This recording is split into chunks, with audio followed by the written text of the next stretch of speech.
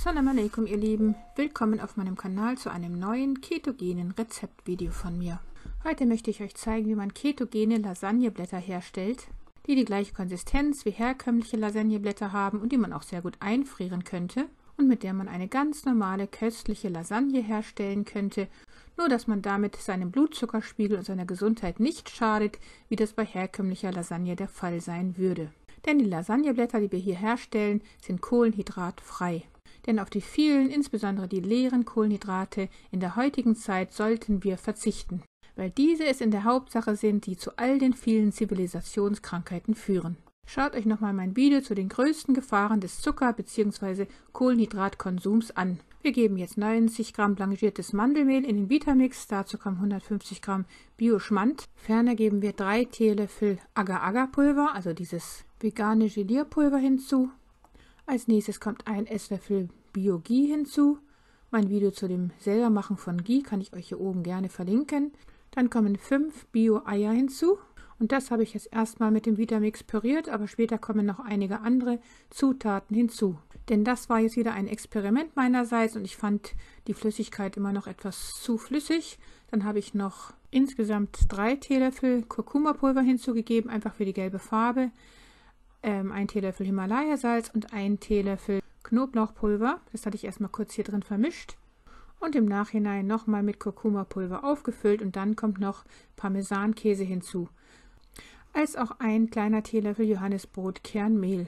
Das waren aber dann wirklich alle Zutaten und dann wird das einfach nochmal alles im Vitamix püriert. Die genauen Mengenangaben werde ich euch wie immer in der Infobox mitteilen. Und jetzt kommt diese Mischung einfach auf ein mit Backpapier ausgelegtes großes Backblech und wird dort gleichmäßig verstrichen.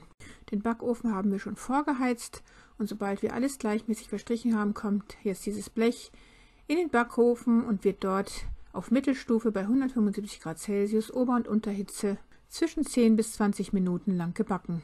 Wir lassen das Ganze etwas auskühlen, bevor wir dann die Lasagneblätter daraus schneiden werden.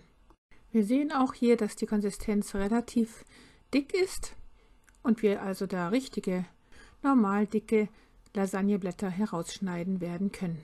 Und die Breite der Lasagneblätter kann man dann so bestimmen, je nachdem wie breit die Auflaufform ist, in die man die Lasagneblätter legen möchte.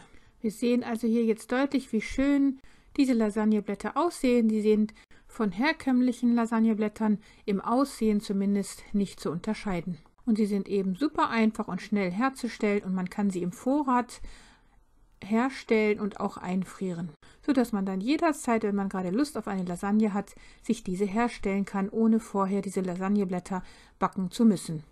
Ketogene Lasagne hatte ich schon einige Rezepte hergestellt, eines mit Zucchini-Scheiben als Lasagneblätter sozusagen.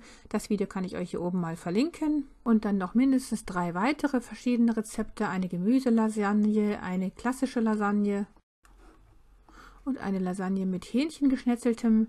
Ich kann euch diese alle hier nach und nach verlinken. Alles sehr leckere ketogene Rezepte, aber immer etwas aufwendig oder auch alternativ, was die Lasagneblätter betrifft. Und hier haben wir jetzt eine tolle Lösung gefunden, weil man diese Lasagneblätter im Voraus und zwar in Mengen herstellen kann und dann immer welche zur Hand hat, wenn man Lust auf Lasagne hat. Und wie wir gesehen haben, die Lasagneblätter sehen eben genau aus wie herkömmliche Lasagneblätter. Und auch vom Geschmack her machen sie einiges her und passen zu jedem Lasagnegericht wunderbar dazu. Und das ist ein Erfolg, wie ich finde, denn wir möchten ja auf nichts verzichten. Die kohlenhydratfreie oder mindestens arme Ernährung ist jedoch ein Muss in der heutigen Zeit, wenn wir unsere Gesundheit bewahren wollen.